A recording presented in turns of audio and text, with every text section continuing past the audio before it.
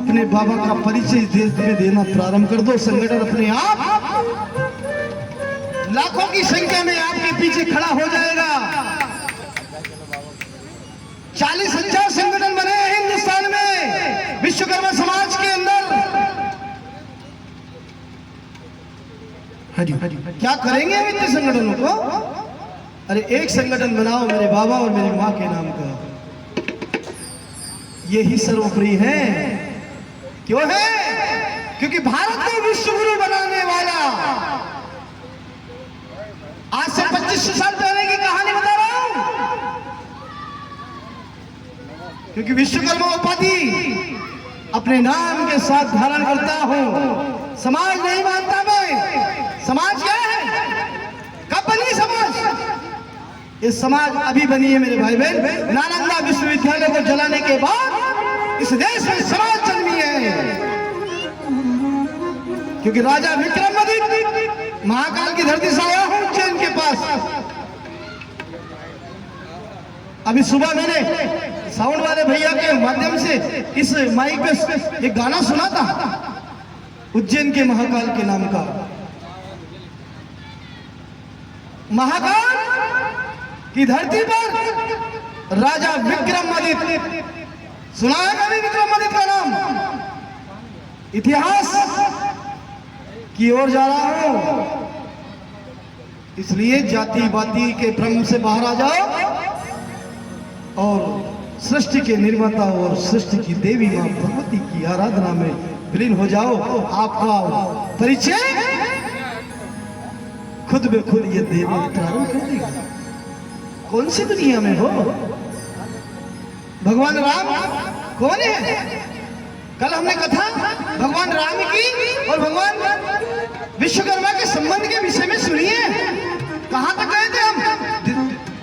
दैत्य गुरु शुक्राचार्य, महाराज मनु और शत्रुपा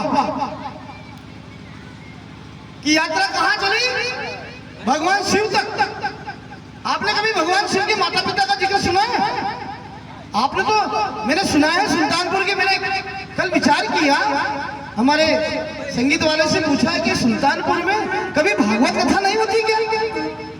कभी राम कथा नहीं हुई क्या? कभी शिव महापुराण कथा नहीं हुई क्या? क्योंकि अगर भागवत होती, शिव महापुराण होती या कोई बड़ी कथा होती तो यहाँ की माता बहनें, यहाँ के बच्चे, यहाँ के युवा, यहाँ के वरिष्ठ भक्ति में विलीन होते हुए दिखाई देते और आज मां भारती की कथा सुनने के लिए इस पूरे पंडाल में उपस्थित होते। पर मुझे लगता है, कहते ना, जिस क्षेत्र में फसल पैदा नहीं होती है तो वहां वैज्ञानिक रिसर्च करते, यहाँ बरसात नहीं हो रही है। यही कहते ना, ये भूमि बंजर हो गई है। क्यों? यहाँ बरसात नहीं हो रही है। तो यहाँ भक्ति की बरसात नहीं होती है। सुल्तानपुर में मुझे ऐसा लगता है कि यहाँ ज्ञान की, धर्म के प्रति, राष्ट्र के प्रति भक्ति यहाँ दिखाई कम देती है।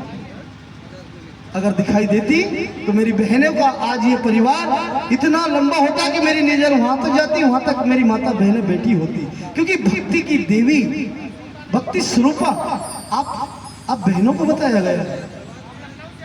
ये कथा आपकी हो रही है। ये भारत माता जो है ना, आपने सुना होगा भी राम जी की कथा, कृष्ण जी की कथा, शिव जी की कथा, ये पुरुष है। कभी आपने इस हिंदुस्तान में माँ की कथा नहीं सुनी है?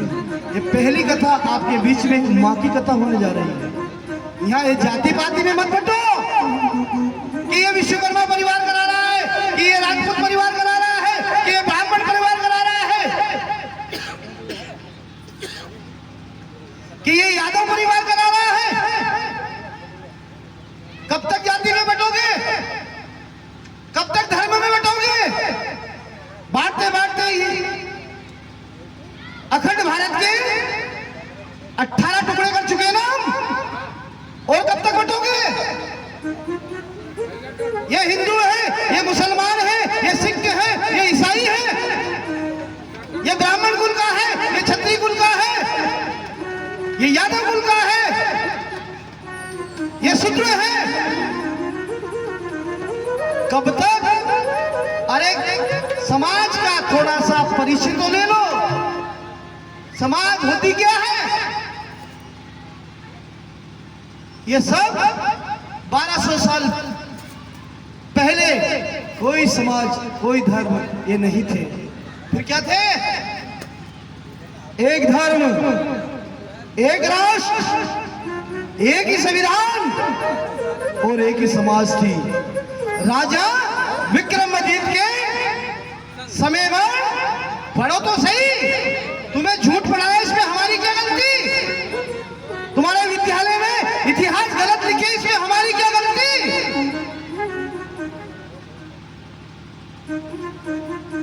ये जाति पाति धर्म ये सब नालंदा विश्वविद्यालय को जलाने के बाद में हिंदुस्तान में जन्मी है। मेरे भाई बहन, जागो और अपने आप को जगाओ। आइए एक छोटा सा भजन सुनेंगे, उसके बाद आज की कथा में प्रवेश करेंगे।